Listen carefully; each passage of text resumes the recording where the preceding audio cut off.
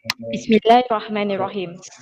Assalamualaikum warahmatullahi wabarakatuh and good evening, ladies and gentlemen. I am Nur Sabarni binti Ajat, your host for this online web seminar. Just a little housekeeping before we get started. Two, please mute your microphone during the presentation. If you have any questions during the presentation, please type them into the chat room and we'll bring them up after the presentation. And we will have time for questions at the end of the session. So please stay with us as we take conversation today. Enjoy your trailer.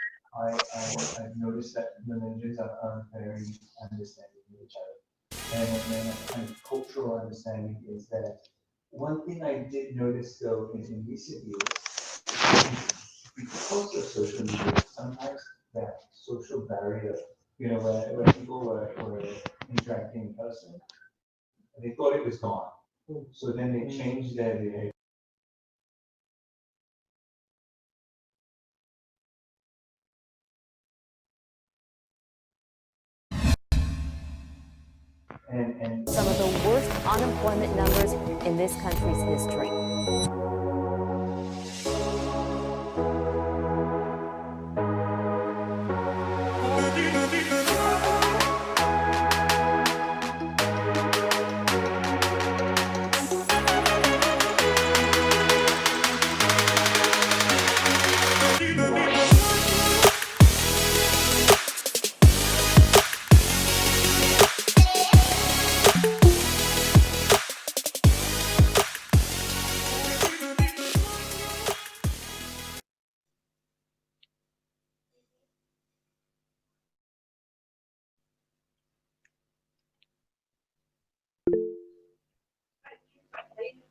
Assalamualaikum and good evening, ladies and gentlemen. My name is Noor Sabarni binti Ajat, one of the College Student Representative Council of UATM Sabah, and I am the moderator of today's discussion.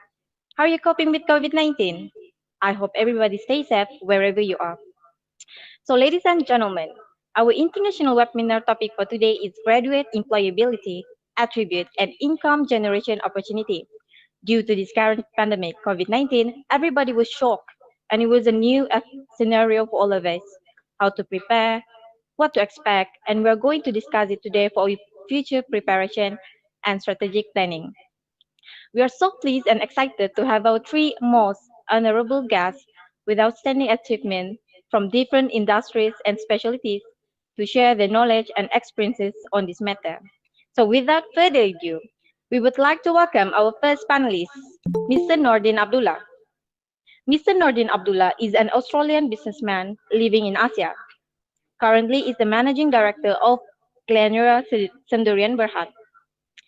His expertise is in strategic problem solving and sustainable development across various sectors. EXCO of the Malaysian Australian Business Council, where he chairs the Food, Beverage, and Agriculture Subcommittee. Formerly, the Vice President of the Malaysian International Chamber of Commerce and Industry, he is also the Vice President of the Malaysian Cricket Association and founding chairman of the Malaysia Global Business Forum. Mr. Nordin established the Crisis Management Center in 2017 and the co-founder and executive director of a company which developed the Halal Food Guide series, the Halal Journal, World Halal Forum of which he served as deputy chairman. He actively featured in the New York Times, Asia Wall Street Journal, International Herald Tribune, Time, BBC, ABC, and locally featured in a range of media for his various work. He also named as one of the top 50 expatriates you should know by Expatriate Lifestyle. He was awarded the Anak Sarawak Award for his significant contribution to Sarawak's mice industry. It is a great opportunity for us to be in the same floor with you, sir. How are you, sir?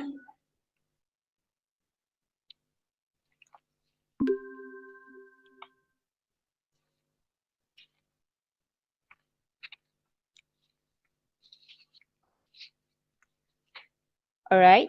Ladies and gentlemen, we are pleased to welcome our second panelist, Ms. Ria Rowena U. Apolinario from Philippines, a full-time faculty member and the current college secretary of the School of Library and Information Studies, University of Philippines, Diliman.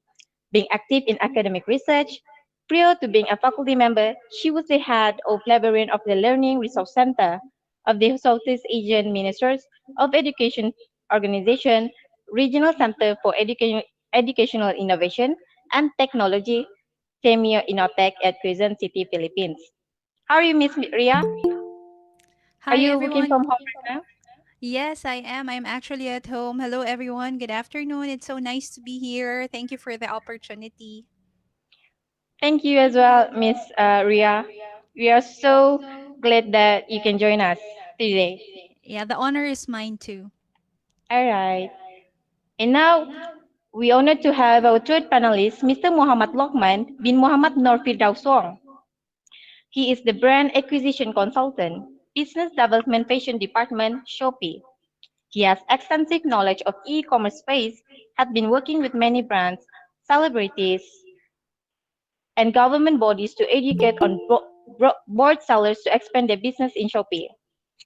Mr. Lokman has been involved in a multitude of projects to bring the e-commerce space to local, small, and medium enterprises.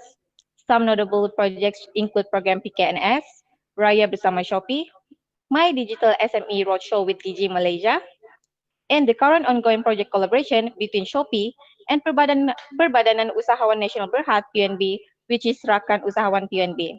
Hello, sir. Hi, Hi, how do you do, sir? I'm good. Really excited to share my insight with everyone about my industry. So yeah. Well, well, glad to hear that, sir. All right, thank you. All right, ladies and gentlemen. With that, I would like to start our discussion with one question.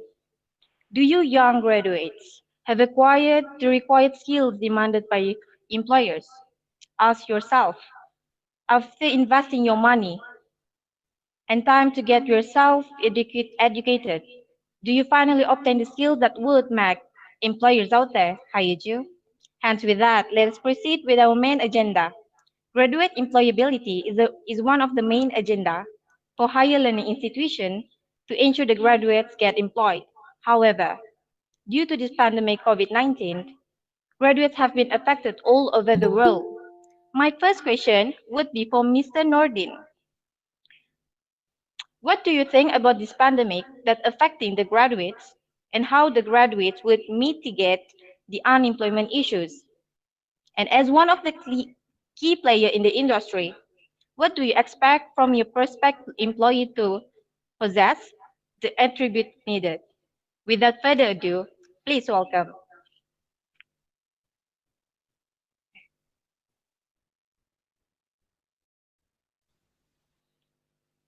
Hello, Mr. Nordin.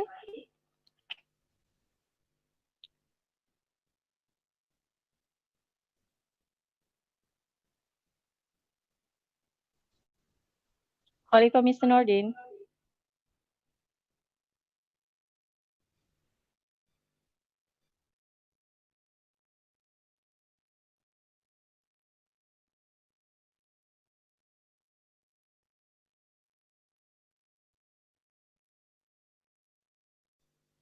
Hello, Mr. Nordin.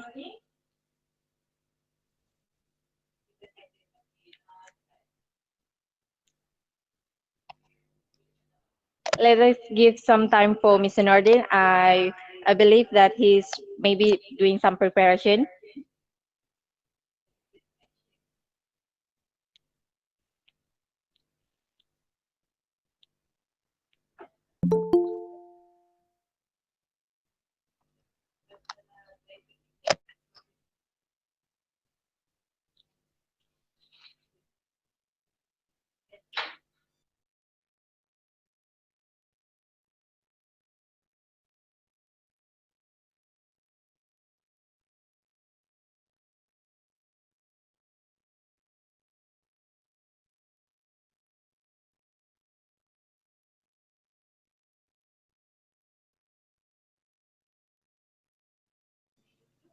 All right. While we are waiting, if you have any question, you may type the question into the chat room.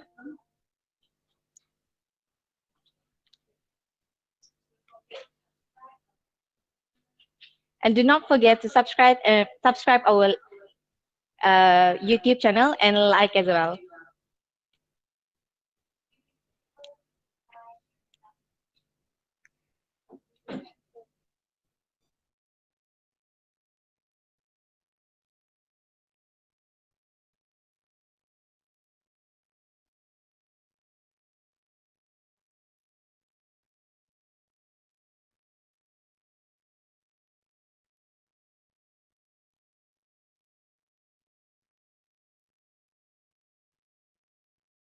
Best option.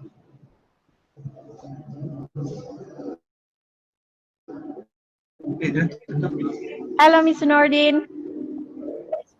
Hi, how are you? Hi, I'm fine, thank you.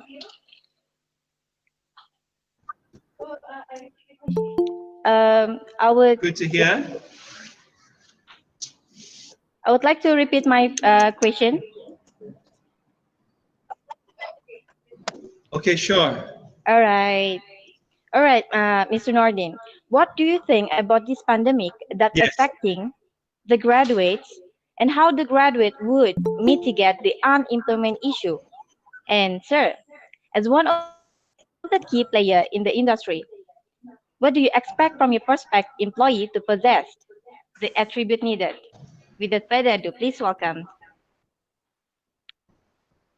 Okay, great. Thank you very much, No Sabrina. I really appreciate being here today, and of course, you have of course started with a difficult question, which is always wonderful, because it will give me a chance to explain what we need to achieve and what we need to achieve from a national perspective, from an organizational perspective, and of course from an individual perspective. And I think this is where you as a student and all of everyone else also joining us who are students have a role to play.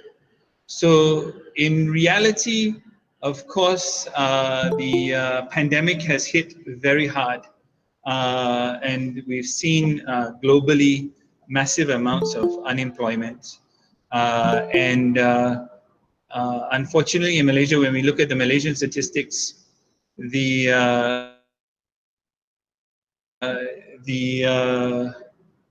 I think it's 170,000 fresh graduates in Malaysia annually are not getting employment. That, of course, should scare you. But on the flip side, it's actually an opportunity. And I think this is an opportunity for fresh graduates to actually work harder and to become part of a global talent pool. The reality is, if you are good at what you do, you have worked hard and you've set a high benchmark for yourselves, you'll be a lot more employable. And at the same time, I don't think that you should only look at employment as an option. Entrepreneurship is another key factor that students, fresh graduates should look at. And it's something that I believe is underrated. At the same time, we see that developing now in Malaysia and globally is something called the gig economy. So the gig economy is something that we've seen, and most people know the gig economy as and for students, you will think about the gig economy as driving Grab, or Food Panda or something like this, which is true, but I don't think we should limit our thinking of the gig economy to Food Panda and Grab. While it's a good opportunity to start, the gig economy is actually a global opportunity. So this is what I want to kind of explore in a little bit more detail today for students who are graduating, that there is a demand for all kinds of services globally. Now, the key to unlocking global demand is to be able to communicate in a global language. So when we talk about global languages, we mean English, we mean Mandarin, we mean Arabic, Spanish, French, and German. You know, these are the big languages. German, not really, but definitely English, definitely Spanish, French, Mandarin, and English are the global languages that you need to be familiar with. So most of us will, and most Malaysians, I think, have a good command of English. Of course, you need to have an excellent command of English, and I think this is the idea that I want to kind of work on, that everyone should be more fluent in English. Why is this important? If you want to be part of the global gig economy, if you want to have opportunities on a global scale, then you will have to communicate effectively with people around the world. And this key will be English. So what do I mean about the global gig economy? So imagine now you are a communications student, you know, or you're or you have the ability to write. So in Malaysia, we have. I mean, I know you're all you're calling, all of you dialing in from Sabah, and of course, lately, of course, Sabah has become famous for your internet coverage, and Vivona. I don't know if any of you know her. Does she go to your university? Or she wants to go to your university, right? No, she's not from our university. She's from EMS. Okay, my apologies. So, so you have, if you have access to decent internet coverage and the ability to communicate with global customers, then you are able to participate in the global gig economy. So this could mean writing, let's say, a press release in English for a client in a country like America or Australia or these kind of places, where the cost of doing business is a lot higher. So they will be happy, and you'll be surprised. My sister-in-law, she is in Australia. She is doing design work for someone in the United States. She's getting paid more than an Australian designer to do the work, but she's getting paid less than an American designer would get paid. So that means the American company is happy because they save 50% of their costs. The Australian designer is very happy because she's earning 50% more than a normal Australian designer, and she gets paid directly. And this is what I mean by the global gig economy. So she's been able to find a client, deliver a service, and do it effectively over the internet. She's never been to the United States, and she's never met in person this client. So of course you will need to look at ways to develop your skills, and it will take time. But this is the one area that I think we should look at in terms of global opportunities. So while you are looking at one scary number, 170,000 fresh graduates not getting employed, don't worry, because you're part of a multi-billion population globally. So if you think wider, you'll be able to find a small opportunity in a bigger ocean. So that is one. So the other thing that I wanted to bring up, and this is, I think, the biggest concern for me when I deal with fresh graduates. is now you have to think about your profile. Okay, so who is going to employ you? If you're going to work for a larger company or a medium-sized company, there will be someone in the HR department. Okay, so this HR department, they have a lot of applications now. Okay, so they will then be asked to check all of the applicants for the job. Okay, so it's as simple as a Google search. All right, so they will search your name. All right, so once they search your name, they will find most likely your link, your Facebook page, your Instagram page, and all this kind of stuff. So the question you have to ask yourself is, what does it look like? What will people see when they find your social media page?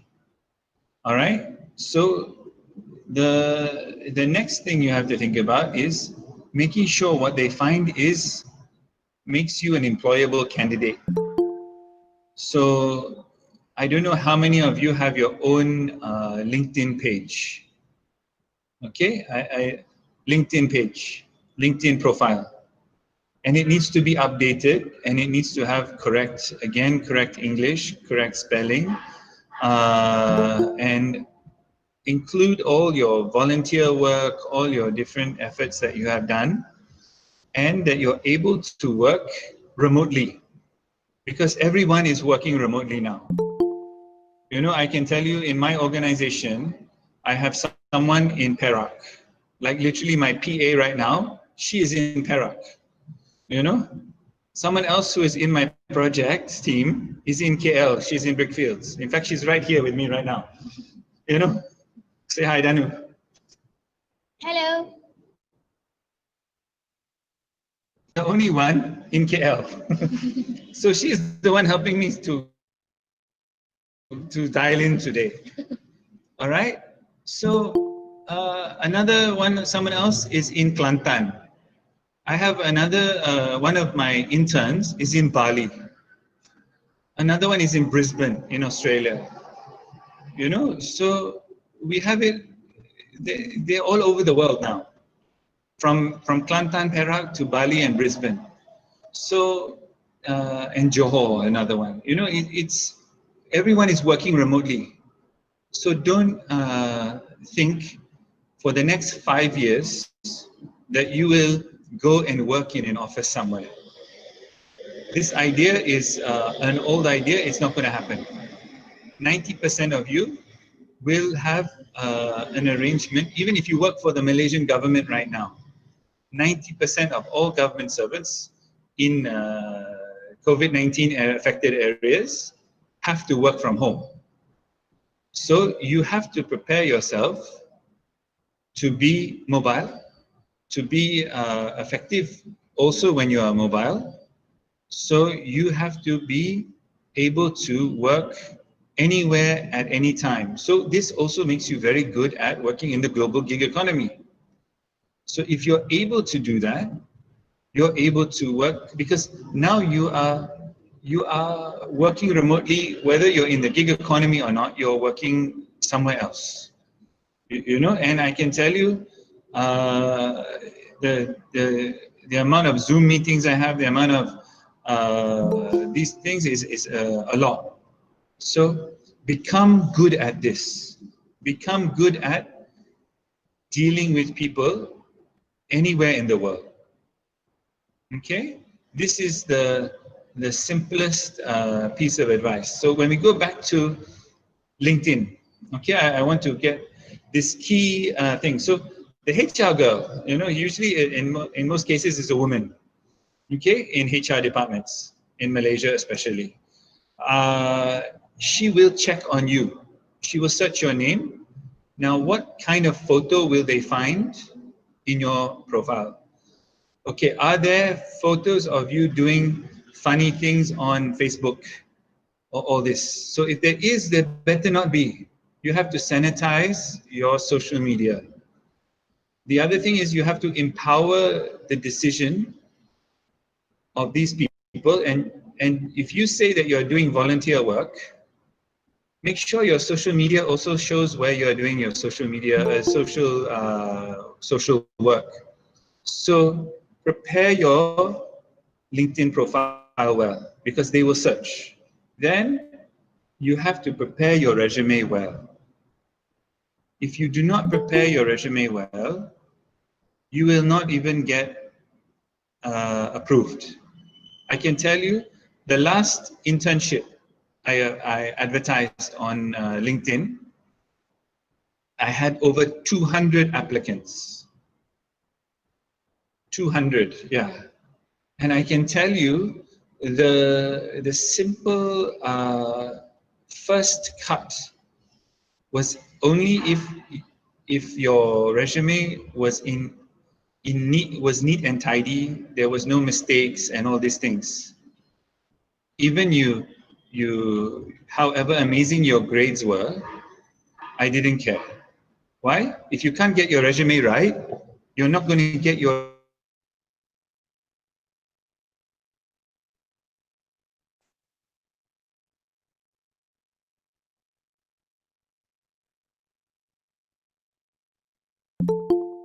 report right that I asked you to do for me. So get your resume right, get your LinkedIn correct, and get your social media sanitized, because the people in the HR department have nothing else to do right now. They will check on every single bit of your information. All right? And prepare. The next thing you're going to have to do is really prepare for your interview. You know?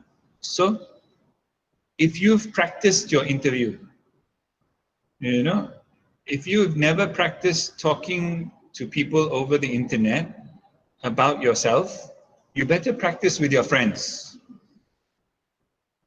Practice interviews amongst yourselves. All right? This is the first thing. The next thing, once you get past the resume and the LinkedIn checks, they will call you and check on you. Okay? So, very simple. What does it look like when I turn on the video? Are you dressed properly? You have to dress for an interview. What do I see behind? You know, are you in a neat and tidy environment? So prepare your image. These are the simple things, because the person interviewing you is a human. They will make human decisions. They will judge you within 5 seconds. You know, they will like you or not within 5 seconds. And very simple, like what Noah is doing now. She's doing an excellent job of smiling. This means positive behavior and positive reaction. Okay? So this is something that big companies, either in Malaysia or multinational corporations, will make these type of hiring decisions. Before they worry about, did you get an A in mathematics? Did you get a B in such subject? Can you answer, and this is the thing that you have to answer during your interview, what can you do for me? I'm the employer now, okay? What can you do for me? All right? So even if the guy doesn't ask that question, make sure you answer that question. All right? The next question that they're going to ask you is, what have you done before? And as a fresh graduate, 90% of people will say, I've done nothing. Okay, I will go to the 10% of the candidates who have done something. All right? So make sure you have something to say. Whether you have, oh, I worked in the canteen. I was able to do this. I volunteered here. These are the things, so you have some reference point that you have done before.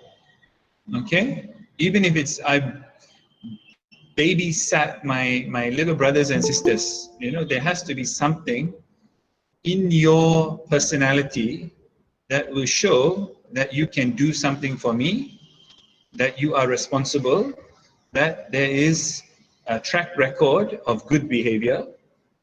That's why they will check on your social media postings. They will check on all this stuff. And it's very cheap for them to do it. They just spend 5 minutes. But you thought it might be funny to post a funny photo of you doing something silly on holidays or something. Don't do this. All right? So this, I think, is the first layer of how big corporations, small corporations are starting to think about employing people. Okay, you've got to get through this first layer. 90% of fresh graduates, when they apply, will fail.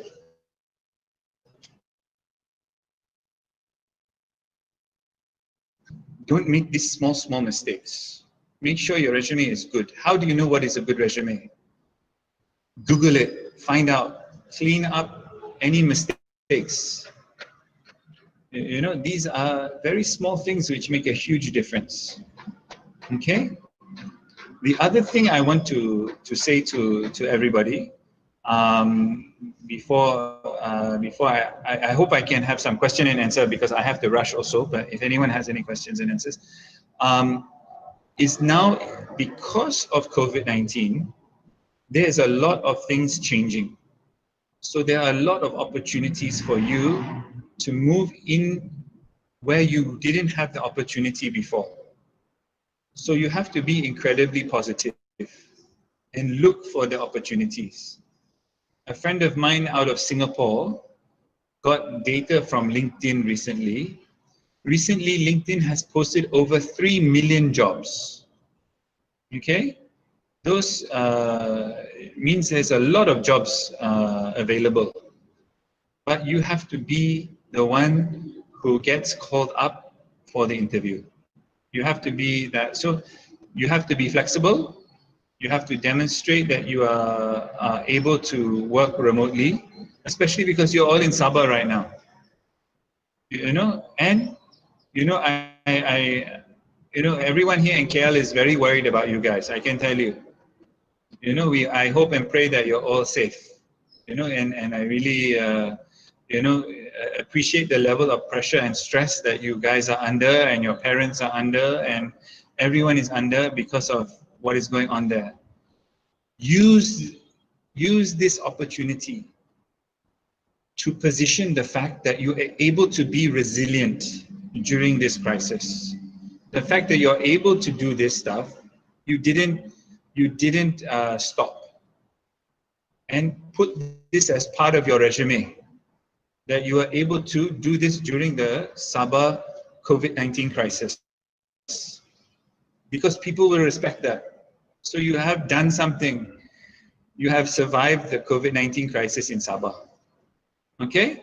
So thank you very much, Noor, for inviting me, and of course, Prof. Norul.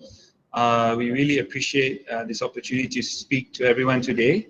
I also wanted to let people know, if you want to apply for internships and whatnot, you can send me your resumes. Mr. Nordin, do you have some time? Sure, no problem. Okay. There's one student that would like to ask question. That question is about more experience are they important in search for new jobs, and how we fresh graduate that have not any work experience.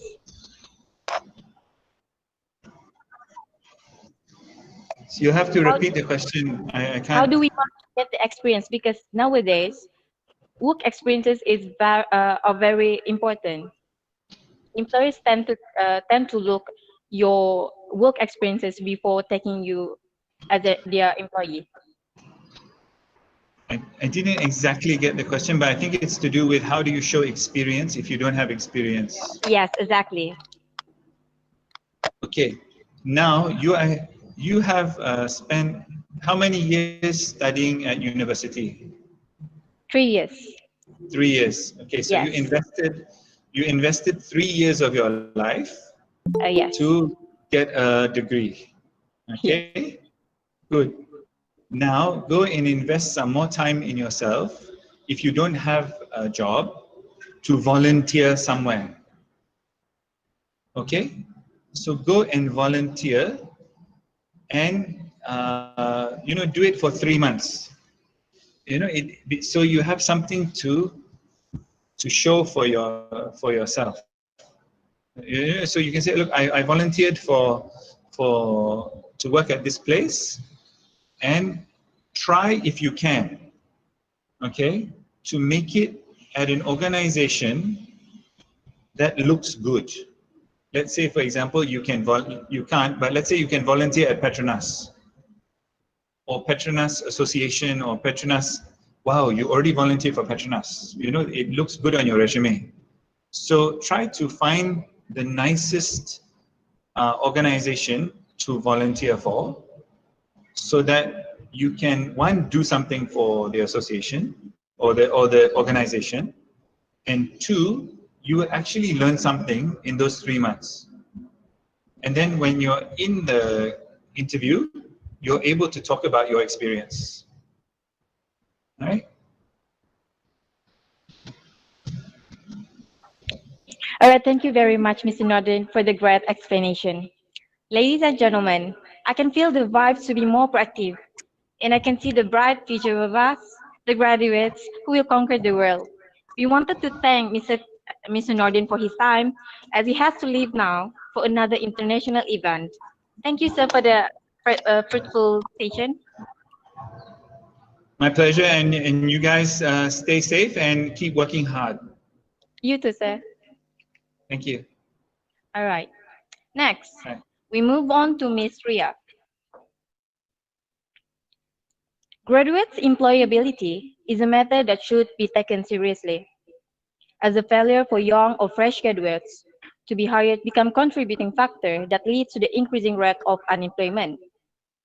Added with challenges of facing COVID-19, we are now in the phase of adapting and implementing new norms. Higher education should revise and modernize the education system so that the graduates are able to meet or fulfill employers' demand. The first question is, as an educator for almost 11 years, as we know before this, the teaching and learning conducted face-to-face, but due to this pandemic, how would higher education strike a balance between developing general competencies such as communication and leadership skill and the competencies needed for professional setting through online distance learning? And due to this pandemic, our dependency on digital has increased. I believe the required skill demanded by employers has changed in order to fit in with surroundings. Professor Ria, can you suggest to us what is the related skills and competencies that the students and graduates could acquire to add value besides, besides high achievement on the academic result? Please welcome. Thank you. Thank you so much, Noor. Allow me to, because I have a presentation right now, I hope my presentation will be able to answer your two questions. Okay? Okay. All right. Since I am an educator, I'm so used to having PowerPoint presentation. I hope you don't mind. There. Can all of you Thank see you very my presentation? Yes. Yes, okay, that's good. So, All right. my topic is like what Nor mentioned, graduate skills and employability in a pandemic, perspectives from the Philippines. Since I am an educator from the Philippines, and I came from the University of the Philippines. Now, so that's the biggest public university in the Philippines. And thank you again for this wonderful opportunity and for the introduction. And this topic is very much appropriate these days because of what we're having right now. Of course, we have the global pandemic. And my sharing will be my experience from the Philippines and specifically from my profession. Okay, I'm a licensed librarian from the Philippines. So my sharing, my answers to your questions will be coming from the Philippine perspective and from the perspective of my profession. Okay, I know all of you No, the Philippines. Okay, Sabah is very, very close to the Philippines. In fact, maybe you can ride the boat and eventually you can be in the Philippines already. And Sabah, Malaysia and Philippines are very close. So this is where Philippines is. It's part of the Southeast Asian region, of course. And what happened to the Philippines during the COVID-19? I would like to think that Philippines was the hardest hit country in Southeast Asia when it comes to COVID-19. Okay, you had Malaysian control order since March, I would think, and we also had that, we call that the quarantine. No, so we have different levels of quarantine in our country, and it can go from very strict to a little more lenient. But come to think of it, the Philippines, specifically the region where I came from, Manila, has already been in quarantine since March. Okay, so just to give you an update of how many COVID cases we had in the Philippines, as of November 1, 2020, we have around 383,000 cases. And out of the 383,000 cases, we have around 7,000 deaths. So we are really the hardest hit country in Southeast Asia when it comes to COVID-19 cases. So how does COVID-19 affect the academic life? I know all of you felt it because you yourselves are college students or graduate students, and you have seen, you have felt how COVID-19, how the pandemic affected all of us. Okay. In the Philippines, school, university, all kinds like formal education, non-formal education, basic education, senior high, high school, higher education, this has all been stopped since March. Okay, since this was abruptly stopped because of the COVID-19. We don't want to spread the virus further. So what is the effect of this on our students? Of course, based on some studies, maybe you have experienced this as well. There are a lot of students who went through different phases, like some are happy, but some are sad. Some do not know what to do with their lives anymore because they're stuck at home. And our generation now, they're not used to being stuck at home. No, they're generally, they would like to go out and be with their friends. Now, for college students and for those who are graduating students, their academic life has been abruptly stopped. So in our university, we are just in the middle of a semester when our quarantine started, and we had to stop everything. And we had to grade our students based on their performance um, for that particular time.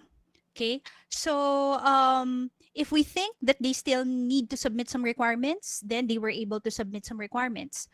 Um, some people would say, we still had graduates this year, but some people would say that these graduates are half baked because they weren't able to experience the full experience of having an complete academic life, because their studies has been abruptly stopped. So, but then what can we do? This is the reality of life. Okay. People, our speaker a while ago mentioned something about, doing something beneficial to your life while you're at home, like do volunteer work, involve yourselves in some organizations as volunteers so that you can gain the experience. Yes, you can do that as well for those who are graduating. Okay. For those who are still continuing their education, all of us have to be prepared, although we are not really prepared for remote learning. Okay, so in our university, no student is allowed to go in the university physically. Okay, like right now, I am also working from home.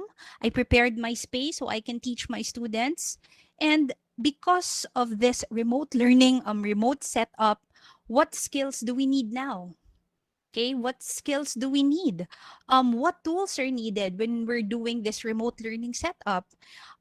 We need to have ample space, but at the same time, the students are faced with so many realities. Okay, what skills are needed? As a student doing remote learning, of course, you need to have that proper time management with you. when we say remote learning, it's a combination of both synchronous and asynchronous setup. Okay, so you will not always meet your teacher online, but most of the time you will do your work by yourself. So you are really studying independently with the guidance from your teacher. Okay, so what skills do you need for this? You need to have proper time management, you need to plan, you need resilience, you need fortitude, no? You need grit in doing all these things. At the same time, you need the tools. So you need the computer, a laptop, or a tablet. And in reality, in the Philippines particularly, not all the students have this equipment or gadgets with them, more so the internet connection. So what do we do with those? Okay, these are problems faced by our students.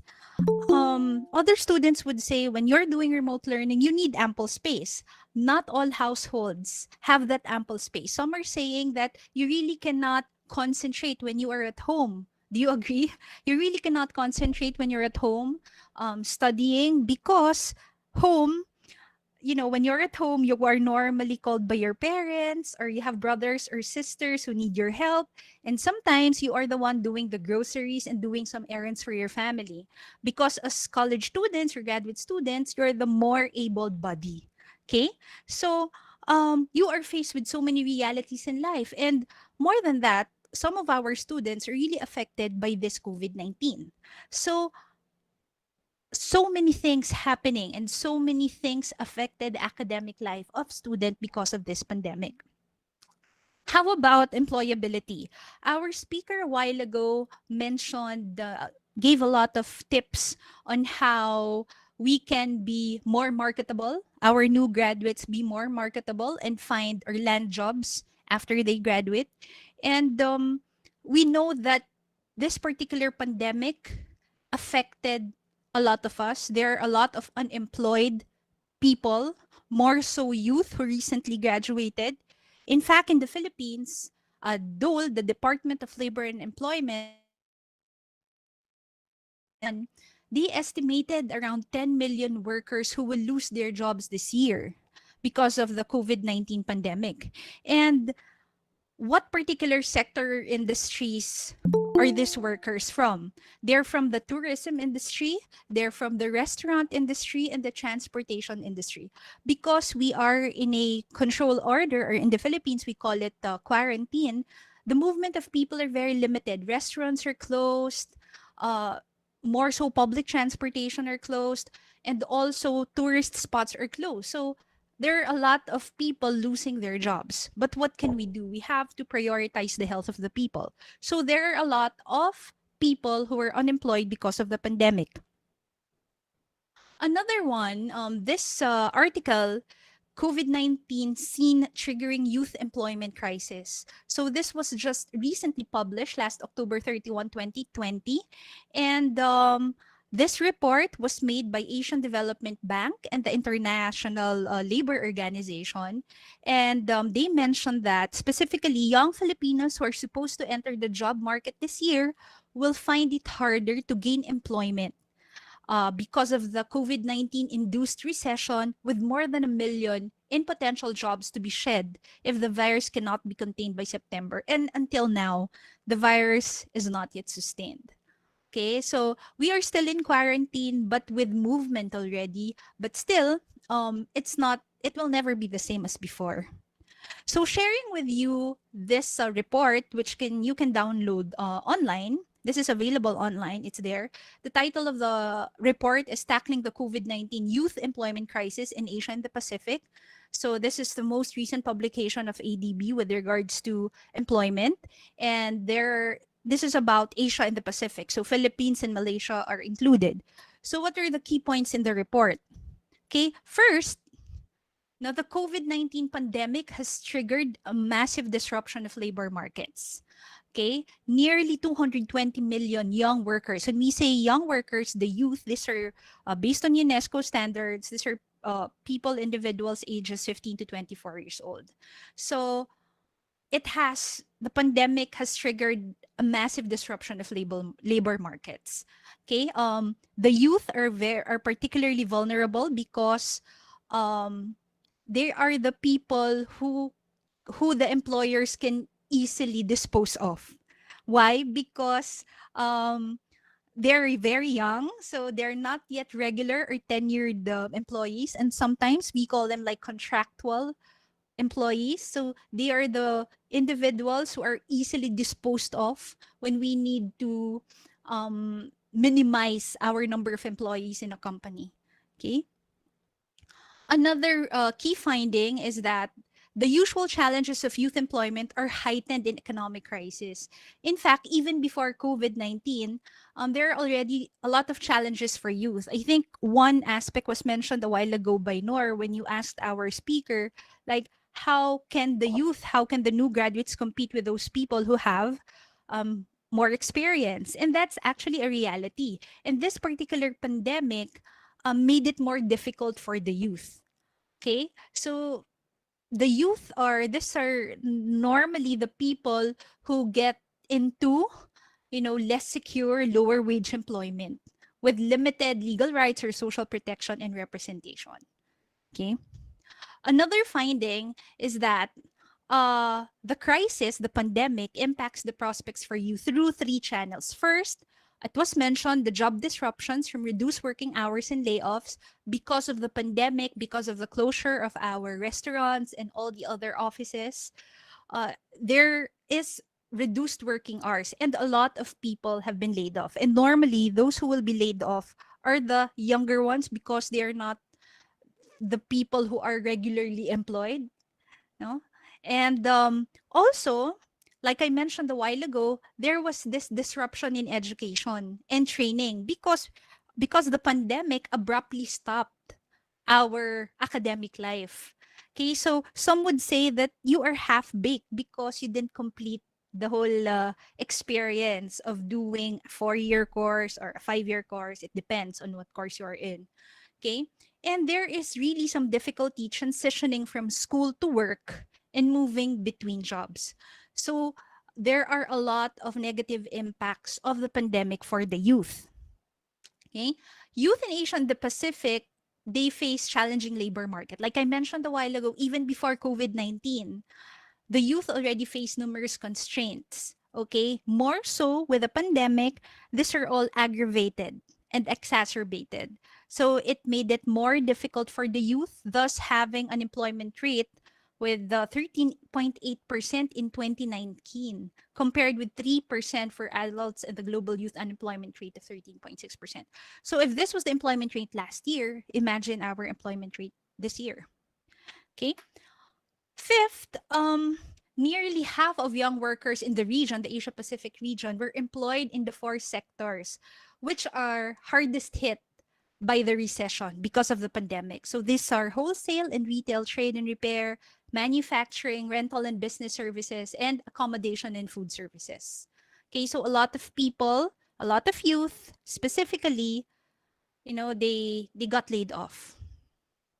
Sixth, the vulnerabilities of youth in labor markets were already visible in the first half of 2020, and more so as the COVID-19 unfolded, unemployment rates jumped even more further. Okay. Seventh, it was projected, no, job loss among youth will continue throughout 2020 and could result in youth unemployment rates doubling. Okay, so that's a reality. But what can we do?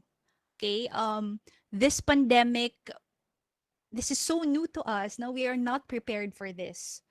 Generally, we are not prepared for this. But right now, we are facing it and we are trying to make our lives move on and continue despite of. Okay, and it's also a good opportunity for all of us to be more resourceful in terms of living our lives and studying and looking for jobs, and also a good opportunity for you to come up with, I don't know, new business ventures, because I know some of our students are into other businesses, small businesses like cooking and delivering food and everything. Okay. Lastly, because of these things happening, there should be policy measures, no, that will tackle the youth employment crisis in Asia and the Pacific. So government should do something about it. Okay, so given all these challenges to the youth during this time, what could employers be looking for their new hires? This was mentioned a while ago by our previous speaker, but I want to reiterate it further. Okay. According to the Job Street report in 2018, yes, there was no pandemic during that time, but according to their report, the top 3 things employees consider are attitude or work ethics, communication skills, and analytical thinking skills. So let me expound on that. When we talk about, these are on top of your academic qualifications, okay? Your hard skills, of course, are still very important, but based on the Job Street report, the hard skills are not any more that relevant, especially in a dynamic work environment, because it's very competitive. And what's more important is your attitude, your communication skills, and your critical thinking skills. Okay, very important are interpersonal skills as well, like what our previous employer mentioned. Okay, but this was in 2018. But some of this are also still applicable during this time. Okay, in 2015, the report of jobstreet.com, the skills needed during the time the employers are looking for on-the-job training experience, extracurricular activities, and part-time work experience. This might be true for some employers, so it's also good to take note of these things. Okay? All right. So what about now? Do we still need the same skills as mentioned in the 2018 report or the 2015 report? Let's answer that in a bit. Okay, I just would like to share with you, since I am a librarian, I would like to share with you our experience, the competencies and skills needed by Filipino librarians. This is just be very brief, Okay, since I'm also a librarian myself, in the Philippines, the librarianship is a regulated profession. So we could not practice our profession if we did not pass the licensure examination. Okay, so we have a certificate of registration and identification card, and we are governed by the Code of Ethics, and we follow the national competency-based standards for Filipino librarians. Okay, so the national competency-based standards for Filipino librarians was developed by the Professional Regulatory Board for Librarians under the Professional Regulation Commission. In these standards, probably some professions would also have this.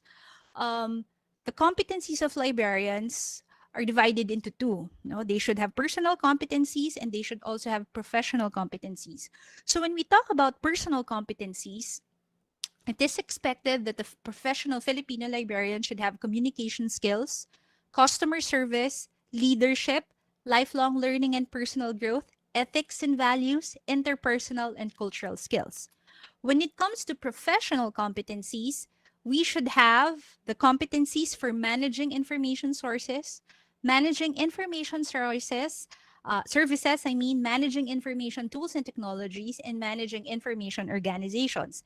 And in each of this subset, there are expected professional competencies for each. Okay, I will not discuss that further, but here they are. Okay.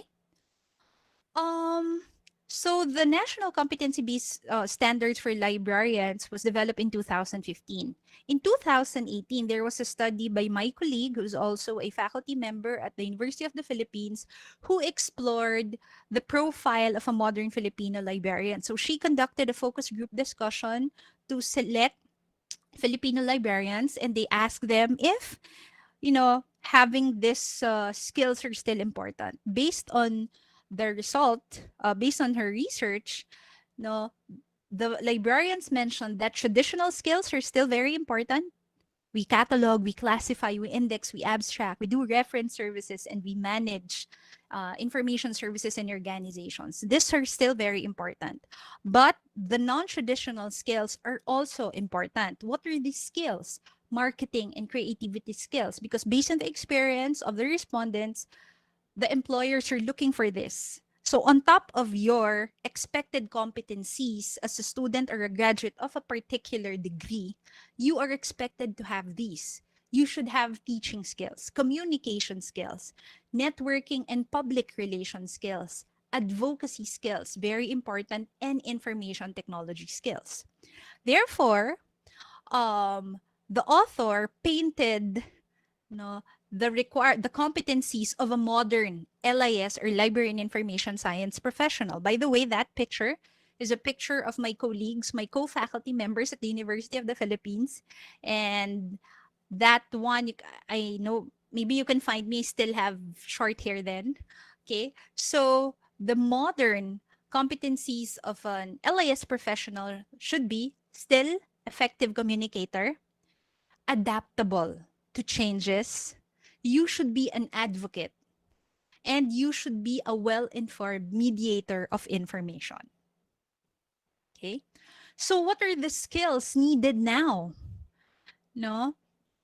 For information professionals, no, more than ever, although you would argue that, we don't go to the library physically anymore because of the pandemic. Maybe we don't need to pay for library fees because how can we go to the library? Of course, we have a lot of digital resources. Okay, now more than ever, of course, the librarian should be able to provide the mediator of information, provide e-contents, information links, and they should still continue to create services to their clients, okay, despite of the pandemic. So what is my take?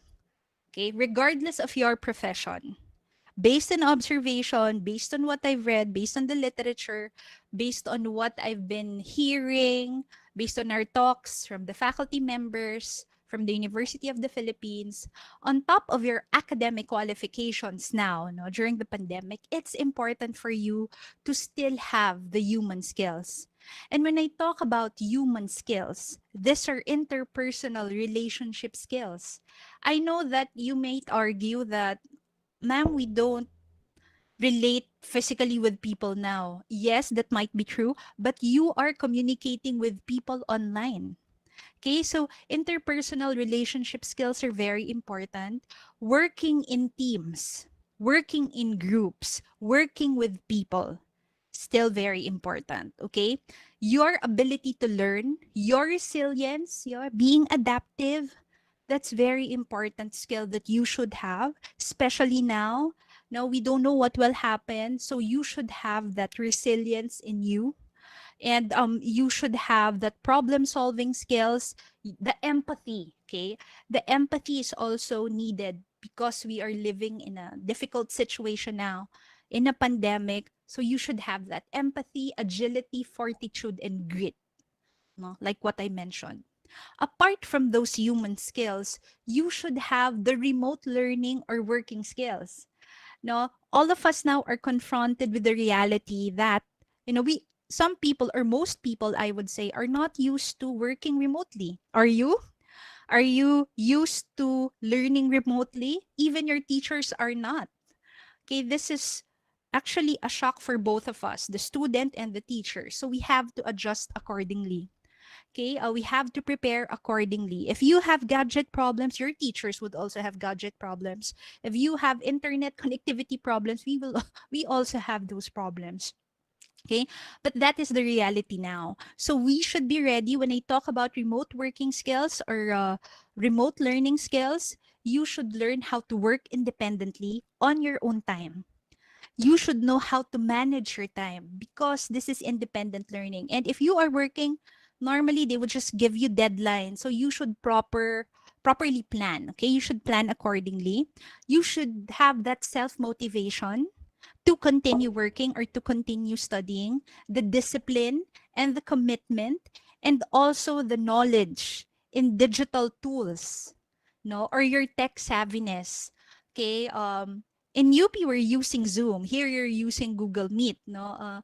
But you should be savvy. You should know, and you should be open to all this some digital tools, no? Like our previous speaker mentioned, no, when you are working on your resume, you should put it on LinkedIn. Okay, so you should present yourselves properly. Yes, those are important. But what are the skills needed now? And these are the skills that I think are important now, especially in a pandemic. Okay, these are on top of your academic qualifications. Okay, the skills that you obtained, no, the knowledge, the specialization that you obtained from your college degree or graduate degree. But you should have this human skills and remote learning or working skills. And more than that, I think, no, we are talking about the pandemic. I've heard so many stories of our students, of my students, and it's important, no, while we want to continue with our lives, with our lives also mean taking care of ourselves. Okay, I don't know if it's true as well in Malaysia, but in the Philippines, there are a lot of youth and even adults who are having mental health problems, experiencing mental health problems, which are exacerbated by the pandemic. So more than ever, no, more than ever, having those academic qualifications and having those skills needed during this time, it is important for us to take care of ourselves. Okay. And with that, I hope I was able to answer your question, Nor. Thank you. Maraming salamat and terima kasih. Maybe if you have Salamat other po. questions, maraming salamat. Yes. Thank you, Miss Ria, for the presentation. Okay. Thank you so much. I'm sure Yeah. we as students and graduates will make our best plan to ensure our future to be succeed. Okay. Ladies and gentlemen, moving towards digitalization, the expansion of e-commerce becoming greater as now with the current situation. Mr. Lokman, could you share with us on the income generation aspect? Is there an opportunity for the graduate explore the e-commerce and how to help those who lack of exposure to use e-commerce if they are interested in entrepreneurship? Is there any mechanism or tool? Right. Hello, can you hear me? Yes, I can hear you. Alright, tak bergema suara? Okay All right, yeah, very Alright, clear. okay. Alright, so thank you so much for to Miss Nur Sabariani for hosting this webinar, and also to the to Puan Nurul who invited me to this webinar. We've been working together before when she was in UiTM Shah Alam. So yeah, I presented about Shopee before in UiTM Shah Alam, and today I'm presenting to you guys in UiTM Sabah. Okay, so I hope everyone is safe wherever you are in Sabah, and basically I managed to visit KK and Kundasang on September before the whole MCO thing. And then of course, it is an honor to be here with everyone sharing insight about my industry. And for your information, I studied in UiTM too, but in Puncak Alam campus, graduated in 2014. Okay, so I did international business degree in UiTM Puncak Alam. Okay, so all right, I won't waste any time to introduce myself since Miss Nur Sabariani already introduced myself earlier. Okay, so for your information, I have been working in Shopee Malaysia for 2 years already, and I would say this industry is very fast-paced. Fast-paced because this industry will always grow with so many new development, and you will need to be very sensitive, very hands-on, and very up-to-date with all the new things. Okay. So if you are looking to be working in the e-commerce industry itself, best believe to equip yourself with many kinds of knowledge or maybe certificates related to the industry. So some of the knowledge that you will need to have to equip yourself would be digital marketing, okay? And then second one would be data analyst, okay? So if those yang suka web development, you will need to equip yourself with UI, UX, web development knowledge. And of course, next thing is Excel. you will need to equip yourself with Excel, all kinds of formulas in Microsoft Excel. And also those who likes IT, maybe you will need to equip yourself with the IT engineering knowledge. And among others, I think this one, the last one would be soft skills. I think Ms. Ria already explained to everyone, soft skills is very important. Even though during this global pandemic, you will need to always, equip yourself, enhance your soft skill wherever you are, okay? Because right now, even though we cannot meet people face to face, but most of the interviews, job interviews right now are being done through virtual call, okay? By hook or by crook, you will always need to enhance your soft skills, your communication skills, your people skills, your whatever that you can increase, okay? So, but if you're looking to start business in e-commerce platform, by all means, let's do this, especially during this global pandemic. I open the red carpet for you guys. If you have like any business stuff that you want to start selling, yeah, go to any the e-commerce platform. So like myself, of course, I want to introduce my platform, which is Shopee. All right. So I think most of you guys have been shopping online. Using Shopee, using Lazada, using Fashion Valley, using Zalora, so many other platforms that already exists to help ease the buying online. Okay. So I will introduce about the leading e-commerce platform, which is none other than Shopee. All right, I will show you the presentation.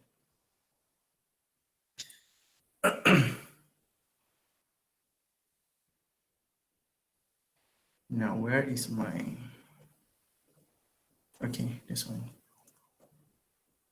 Okay, can you see it? Yes, yes. All right. So. Okay, I will present to you guys about Shopee Mobile Marketplace. Okay, my name is Lokman, Muhammad Lokman bin Muhammad Firdaus Wong, and I am one of the business development consultant. Other than that, I acquire brands to be onboarded into Shopee. All right, so the general challenges of you on how to take business online without a platform like Shopee is most probably because of the cost and also to have a right expertise to run the business. Okay, so of course, when to run an online business, you will need a right expertise or right knowledge to run the business. So with that, you will need to fork out some of the costs to learn or to hire someone to run the business. But with a platform like Shopee, everything we have set in the seller center, and also we got the education hub for you to run through all the articles or maybe attend our online classes. But I will show you more after this, okay? But first, I will introduce a bit about Shopee. Okay, the rise of Shopee from startup until it become well-known. That's why we say unicorn, because unicorn is something that extraordinary, okay, in 5 years. So Shopee, it's under C Group. So basically C Group is our parent company. C Group founded in Singapore in 2009, and it comprises of our games unit, Garena, e-commerce platform, Shopee, and payment services platform, AirPay. So if you guys notice in Shopee, we have Shopee Pay right now. That is one of the product under AirPay, okay? Shopee is the leading e-commerce platform in Southeast Asia and also Taiwan. With strong payment and logistical support, we make online shopping easy, secure, and fast-free. All right. Okay, Shopee numbers across the region. Besides the Malaysia, our main HQ is in Singapore, and we have other region of Shopee as well, which is Shopee Indonesia, Shopee Philippines, Shopee Taiwan, Thailand, and also Vietnam. Okay, so overall, the gross merchandise value, or in other words, would be sales. We have achieved USD 8 billion in the second quarter of 2020. Okay, so in terms of gross orders, we have achieved 615.9 million gross orders in the second quarter of 2020. Okay, that is for all 7 countries of region of Shopee. Okay, All right. As we look into Shopee Malaysia has been growing, okay, from 2015 until today, 5 years already. So we have more than 800 thousands of active sellers selling in Shopee.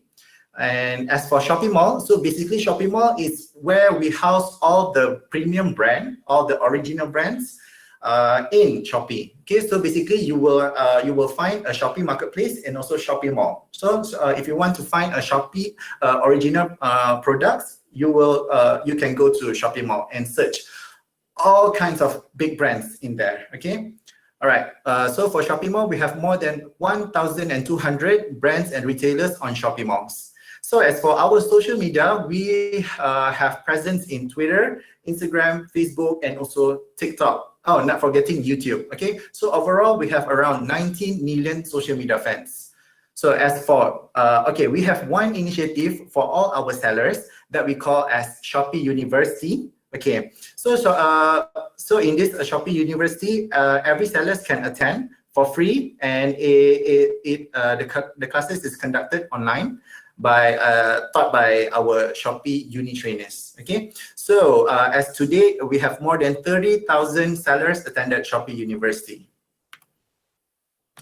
Okay, if you guys still asking, still like searching for what kind of products that you want to sell on Shopee, so this one I show you a bit the percentage of which products that have the biggest impact on Shopee. So fashion and beauty is the core of Shopee Malaysia. So if you think you don't know what to sell, maybe you can opt for something under the fashion category, and or maybe some products under health and beauty. Okay, so but fashion caters the most lah, 30%, and health and beauty product brands are 20%, and other categories is 50%. Okay, other categories like mobile and gadgets, computer accessories, or maybe food, or maybe groceries, and some other more that you can view yourself on our Shopee apps. Okay. Okay, in terms of Shopee demographic in Malaysia, shoppers aged 25 to 32 are the leading users of Shopee. Okay. So you can see that it covers 40% in terms of age in Shopee platform, and the second highest would be 18 to 24, 33%. Okay, in terms of race, okay, Malay is the most is covering the highest in terms of race in Shopee platform, 62%, and then the second one is Chinese and others. Okay, in terms of gender. I won't kira macam the highest of course is female. Okay, 72%, and male is 28%. But this one it's of course follows the campaigns that we do lah. So but basically if the campaigns is caters most for our male buyers, then of course the male percentage will be higher. Okay, all right. So mindshare. So what does it mean by mindshare? So every time you heard about Shopee, every time kalau you dengar pasal Shopee, it always because you know our ambassador here. Like this year, if you saw our Shopee ads, this year we hired Perwakilan as our regional ambassador for Singapore and also Malaysia. And then as for last year, we hired Cristiano Ronaldo as our ambassador, and the last 2 years will be the K-pop girls group sensation, the one that's still famous right now, Blackpink. Okay, so what do you mean by mindshare? If it sticks in the head, it works. So we know this is the example. So when we want to make Shopee famous in the eyes of people, we hired this kind of ambassador. So whenever they heard the voice of, Perwakilan, the voice of Cristiano Ronaldo, the voice of Blackpink, they always think of, oh, Shopee. Okay, so if you are trying to start selling on online platform, but some people would come to me and say that, hey, Cik Lokman, how do I want to make my the store popular? you know. So locally, you can see how our local celebrities promote their products. Okay, we can see like Dato' Alif Shukri, Dato' Wida. You know, look at them, how they promote their product apa semua. Okay, so from there, you also from your to make people know about your store or your brand or your products, you will need something special that can stick in the head of people. Okay, think of something. Maybe you will need to, you know, promote your products in TikTok. You know, do all the crazy dance routine to promote your product. You know, that is just an idea. Okay, so think of it. Mind share. If it sticks in the head, it works. Okay. So what are the kind of support that Shopee gives to all the sellers? Okay, first thing is always about free shipping. Free shipping program is entitled to all sellers. Okay, so whenever you open a store, you are entitled for this free shipping program. So basically, the buyer, if they want to enjoy a free shipping fee as well, they will need to spend a minimum of 40 ringgit, and then up to 5 kg in Semenanjung and up to 1 kg in Sabah and Sarawak. And then use the free shipping voucher. So if these three tak achieve the requirement, if the buyer doesn't use all these three, the system will auto calculate how much of the shipping fee that the buyer needs to pay. Okay, and then we have all the marketing support that you can leverage on our strong and online and offline marketing channels. Okay. So when you register an account in Shopee, you will be given a seller center. So in this seller center, you can migrate or upload your products quickly and manage your orders and customize the look of your store with this seller center. You can also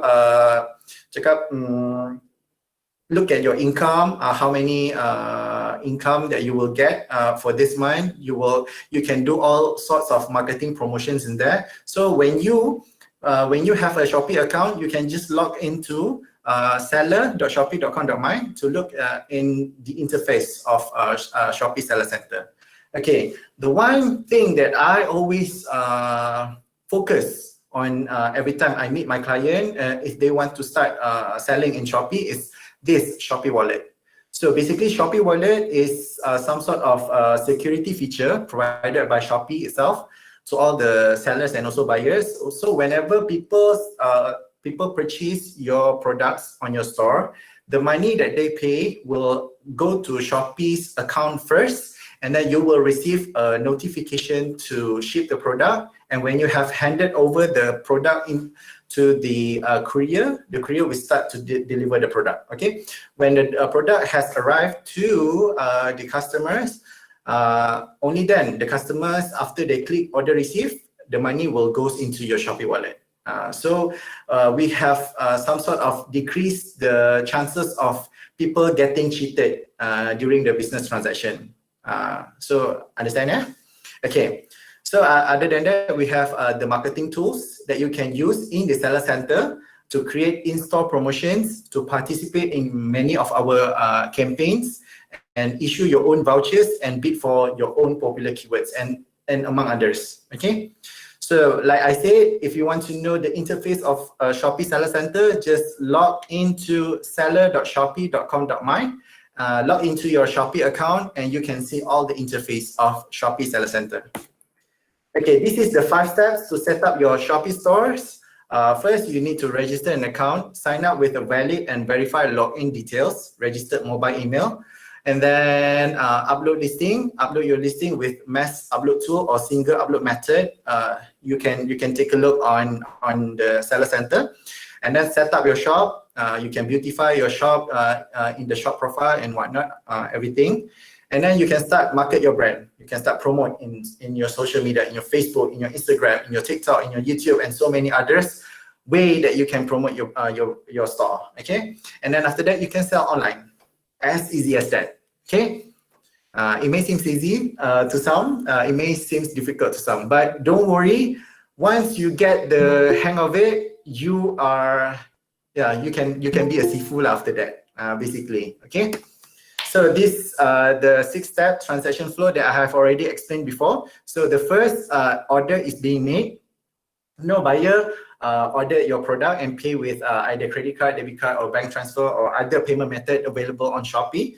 And then it will escrow payment. Shopee escrow to withhold payment until the transaction is completed. And then you as a seller, you will be notified in the notification to ship within 2 working days. Okay, 2 working days, you will need to ship out the item and pass to the courier. Okay. So when you have passed to the delivery to the courier will deliver your orders to the customers. Okay. So when it arrives to the customer doorstep, the customer need to click order receive. Maybe some of you forgot to click order receive, but never don't be afraid. If the customer forgot to click order receive, the payment, even though has not been released yet, it will release after 3 days. It arrived at the customers. Okay, and then after that, when the customer click order receive, then the payment will be released into your seller wallet. Okay. So I think that is all about Shopee that you can learn so far. But if you want to know more about Shopee, you can go to our Seller Education Hub, seller.shopee.com.my/edu. So you can take a look at all the articles being prepared in the Seller Education Hub, or you also can attend our many kinds of Shopee online classes for free. Okay. You just go to each dates. You can click on the dates that have red dots under the number. So if let's say 19 March, okay, 19 March got sales masterclass, mastering in the selling process. So if you are interested with the class, you can just click on register, and it will take you to another page with all the syllabus that you can go through. And then if you are interested with the class, you can just enter your email. Then an email will be sent to your with the link. A link will be sent into your email. So you let's say if tomorrow got class, so you just wait until tomorrow. Let's say the class is on 2 p.m. So you just click on the link and attend the online classes. Okay. So if you want to know more about Shopee and want to start selling on Shopee, I personally invite you to attend this Shopee University basic class. Okay, you can scan the QR code or type in the link. So you enter, it will direct you to the Shopee University basic page. So you go through the syllabus on what the trainer will teach you on that day, and then register an email. So the link will be sent into your email. So let's say if tomorrow got the basic class, you just attend at the time, during the time, and then click on the link and attend the class. Okay? All right. I think that's all from my side. So if you got any question, you can just shoot me with your question. Okay? All right, thank you, Mr. Lokman. All right. The huge market of e-commerce really opened up our mind. And besides doing shopping in Shopee, we can now know the opportunity for income generation and e-commerce. All right. Thank you once again to Mr. Lokman and Professor Ria.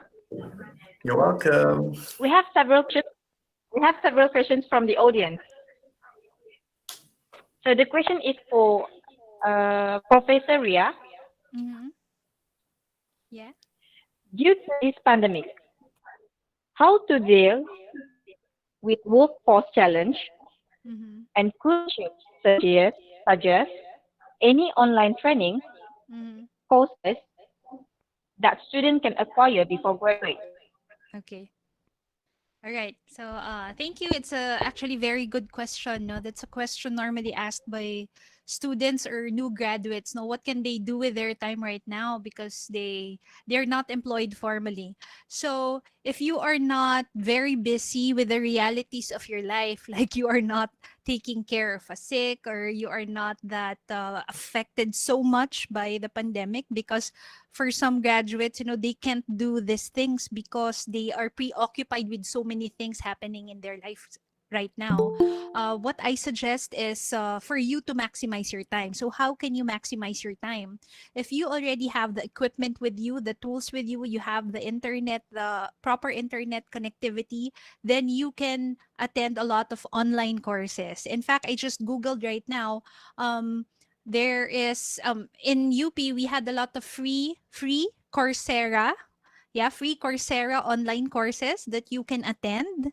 So it depends on your interests. It depends also on your field of expertise. So you can just choose. They have 8 hours course. They have several days courses, and some are free because if you don't need a certificate, then you can have it for free. Okay, so you can have that Coursera. I also looked free courses at Harvard Online. No, so Harvard Online, so that's a good university. You might want to attend a short course there. So, you just have to Google and attend this online courses so you can make use of your time. Another thing that you can do is to if you would like to help your family generate income, then you can do selling. You can do a lot of selling. You can be resourceful in your time. You can I know a lot of students are offering website development for other clients, because all of the things right now, you can search it online. So some companies or some startup companies would like expertise from young graduates who are knowledgeable about this thing. So you can do that.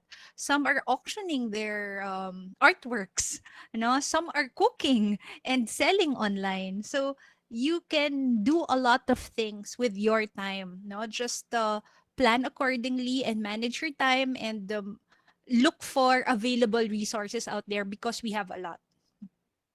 Yeah. Thank you so much for that answer, Professor Ria. That's really Mhm. answering our question. Yes. And next question would be for Mr. Lokman. Some student has no interest in entrepreneurship. Could you suggest some tips on how to encourage student or graduate to develop their entrepreneurial skill, the benefit of income generation? Okay, thank you so much for the question. Very nice question. So how do I start? So basically, I understand that not all of us are have that special skill to get yourself involved in entrepreneurship. Okay, so like myself, I never planned to be. I myself did some business before, and then during this pandemic, I kind of cannot pursue that. So I just focus on my current full-time job. Okay, so basically, before this, during my studies, I've engaged into. I never planned to get myself into. Do some business, but before this, I only do it for a hobby, and then people realize that actually I can make money out of it. Okay, so let's say, for example, like before this, I like to bake. Okay, I bake cakes. Okay, so and then when I bake something, I always give my friends to taste. All my bakes and everything. Okay, so and then after that, look, mine. I think you got some skill there. Maybe you can come up with a home baking business there. So I did try. I tried. So about 5 years, I did my home baking business. Even until today, I did not pursue with that business anymore. People still find me. Okay, for others, I would say that perhaps if I think dia bukan tak ada, they may have the interest to start pursue in entrepreneurship, but they don't know how. Okay, so you can choose either you want to sell physical products or sell service. Okay, if let's say you don't know how to sell your products, maybe you can start enhance your, maybe you have some skill in yourself, your soft skills. Like myself, apart from home baking, I also did emceeing, hosting. Okay. Yeah, I host weddings. I host seminars sometimes. Okay. So yeah, maybe you need to find within yourself what kind of skills that you are good at. You know, some people are good with people skills, some are good with communication skills. So enhance that skills, and you know, in one day maybe you can make money out of it from your skills. You know, I think I hope I answered that question. Okay. All right. Thank you. Thank you so much, Mr. Lokman. That's really answering our question. Hans, with the last question by Mr. Lokman, I may say that I'm grateful for this fruitful session with our honorable guests. Thank you to Okay. the three wonderful panelists for giving the time to share their opinions, and it is such a great honor and opportunity to us. Your generous thought is very much appreciated.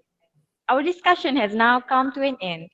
I would like to take this opportunity to thank the top management of UiTM Sawa campus, the Student Affairs Department, our program advisor, Madam Nurul Huda Rostan, the program secretariat, and everybody that's making this event succeed.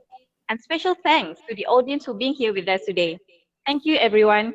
Hopefully, we will get positive outcome from this international webinar as an added value to continuously improve ourselves. Let us be on top of the world. With that, we conclude our session. Thank you very much. Thank you for having us. Thank you. Thank Thank you. you so But much. Maraming wait, salamat. salamat po. Salamat po. Before we ended our event for today, please open up your camera for photography session.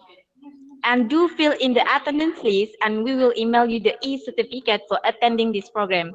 And please don't forget to smile.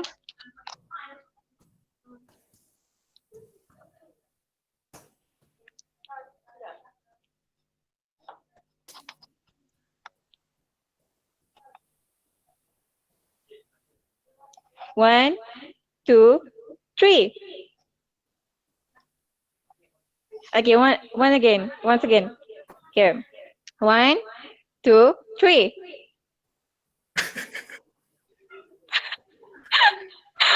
All right. All right. Thank you, Thank you, everyone. thank you so much, Mr. Lokman and Professor Ria. Thank you Thank so you for everyone. much. Thank you. Nice to see you Thank all. You take care and stay Take safe. care, everyone, and stay safe too. Yeah. Bye.